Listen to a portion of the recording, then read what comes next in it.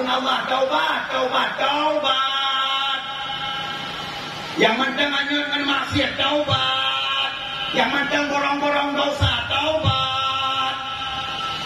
Bahkan, yang raya itu raya kakak, termasuk Aceh. Ya, dia kan takutron. Hai, dia nak perleh takut-takutron malamnya, punya anak hikmah. Tujuan takutron tu, mengaturkan ibadat. Anak tujuan. Betul? Selain daripada tujuan mengaturkan ibadat, taubat. Ya, hai. Nah, rumpa di Aceh itu kita nyawa dengan play kita nyawa 10,8 skala Richter. 10,8. Hai. Dan si kudik di Meklet dia ada renungi.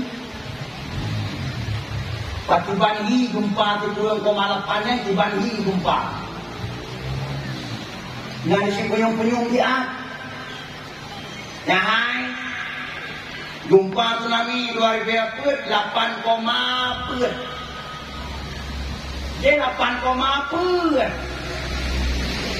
Yang ibu dah di laut sekian puluh meter, itu kena darat.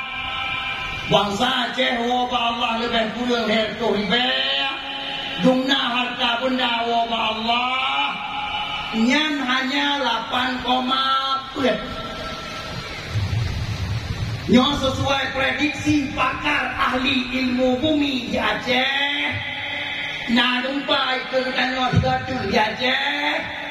Yang raya di 10,8 dibagi. Pajannya naik hujan, pajannya naik pegang, pajannya anak hujan, anak so pegang hujan. Bahkan yang urusan Allah, bukan urusan kanyo. Di mana yang pakai diprediksi? Nyahai. Nyok tanah yang kita nyok itu, nyok tanah yang kita nyok itu, itu kabel sok. Tengok apa kau? Nyamai.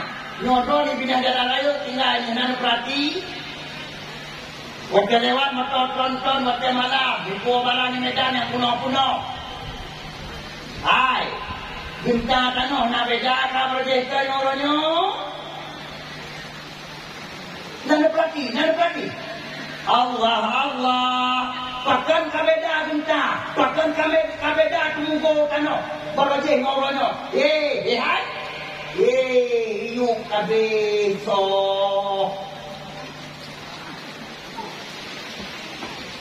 Maka siap-siap. Ya hai. Kabo-kabo kecamatan di Payung bro. Di kabo-kabo kecamatan bro. Di Banten ya tu. Di Bani dan dia tu. Ya hai. Punya 10,8 dia dunianya oleh Allah. Digedi tak dimungkubit dari dalam rumah tak pulang luar digedi. Ya betul tak dimungkubit kena. Tak dimungkung ulun. Golong dia selamat dia ulun. Pakat punya 10,8 dia tanah wah. Kalau tanah lihat di PT lihat. Punya 10,8. Ya hai. Wah.